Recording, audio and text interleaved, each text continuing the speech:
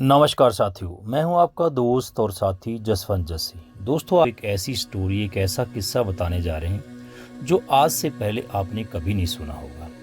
माता वैष्णो देवी, इसके बारे में कौन नहीं जानता। पूरी वर्ल्ड फेमस माता वैष्णो देवी जम्मू कटरा में स्थित है, जिसके दर्शन के लिए दूर दूर से दुनिया आती है और सबकी मनोकामनाएं यहाँ पे पूरी होती है। क्या आप जानते हैं कि माता वैष्णो देवी आज पाकिस्तान के कब्जे में होती अगर एक शख्स जो है नहीं होता तो?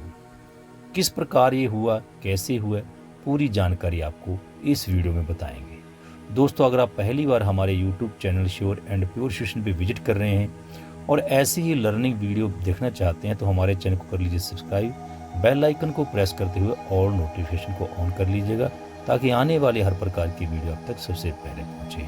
और दोस्तों, अगर ये वीडियो आप हमारे फेसबुक पेज पे देख रहे हैं तो इसको भी लाइक और फॉलो जरूर कीजिएगा। दोस्तों, बात है 1947 की, जब भारत को आज़ाद हुए बड़ी मुश्किल से 2 महीने बीते थे। अक्टूबर की गुलाबी सर्दी दस्तक दे रही थी और कश्मीर की वादियों में बर्फबारी होने लगी थी। बात है अक्टूबर 1947 के पहले हफ्ते की, जब अचानक कबालियों ने, पठानों ने पाकिस्तान की फौज की मदद से जम्मू कश्मीर पर हमला कर दिया। अक्टूबर का आखिरी हफ्ता आते आते कबायली श्रीनगर के अंदर के इलाकों तक घुस आए। भारत ने अपने कुछ सैनिक भेजे, लेकिन कबायली कहाँ रुकने वाले थे। उनकी मंशा श्रीनगर से होते हुए जम्मू तक पहुंचने वाली थी। हरि निवास पैलेस तक लेके माता वैष्णो देवी की गुफा को कब्जाने की उनकी मंशा थी। लेकिन एक शख्स जो उनके रास्ते में चट्टान बन के खड़ा रहा, वो थे भारतीय सेना के ब्रिगेडियर मोहम्मद उस्मान।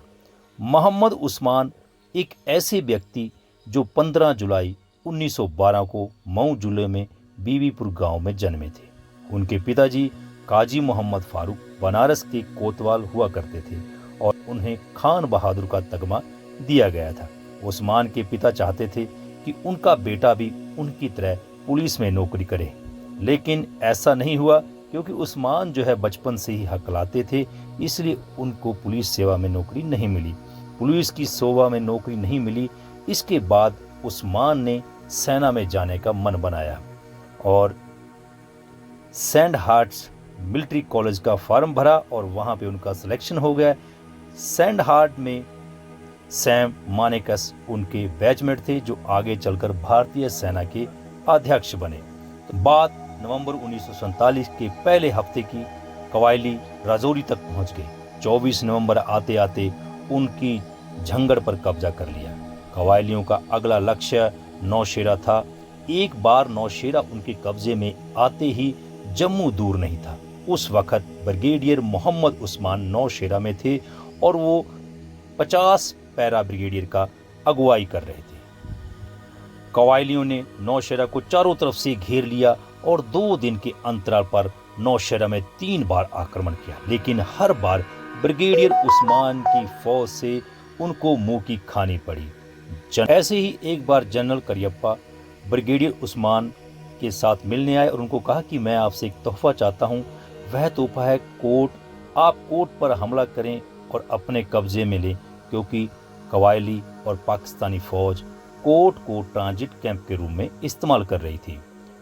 अब नौशेरा से 9 किलोमीटर दूर कोर्ट था और वहां पे ब्रिगेडियर उस्मान ने कोर्ट को कबायलियों के कब्जे से मुक्त कराने का फैसला किया। ऑपरेशन का नाम दिया कीपर। भारतीय फौज ने 2 तरफा से हमला किया।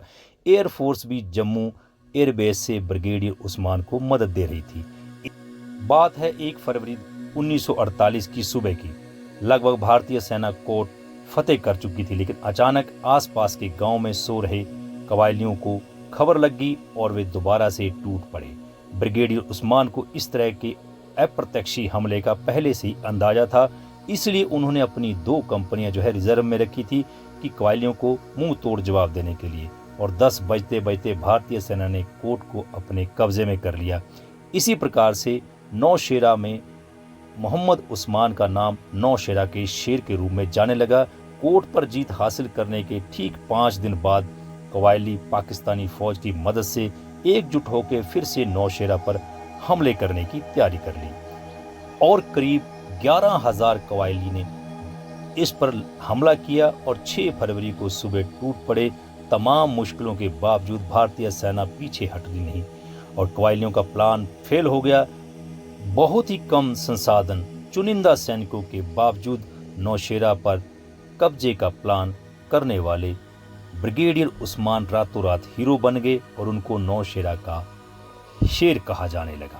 पाकिस्तान ने नौशेरा में मुंह की खाने के बाद पाकिस्तानी सेना इतना बौखला गई कि उनके ब्रिगेडियर उस्मान पर 50,000 रुपए का इनाम रख दिया, जो कि 1947-48 के टाइम पे बहुत बड़ी राशि के रूप में जानी जाती थी। तो मोहम्मद उस्मान ने अगला जंगड़ को पाकिस्तान के कब्जे से मुक्त करने का फैसला लिया। कसम खाई कि जब तक वो जंगड़ को मुक्त नहीं करा लेंगे तब तक वो पलंग पर नहीं सोएंगे। नौशेरा के बाद उन्होंने जंगड़ पर हमले करने की तैयारी शुरू की और इसका नाम रखा ऑपरेशन विजय, जो 12 मार्च को ऑपरेशन विजय शुरू हुआ और 18 मार्च आते आते भारतीय सेना ने जंगड़ को पाकिस्तानी सेना से मुक्त करवा दिया। ब्रिगेडियर उस्मान 3 जुलाई 1948 को पाकिस्तानी घुसपैठियों से लड़ते हुए शहीद हो गए। घुसपैठियों की तरफ से फेंका गया एक हाथ गोला उनके हाथ के पास फटा और उसके टुकड़े उनके सीने में धंस गए।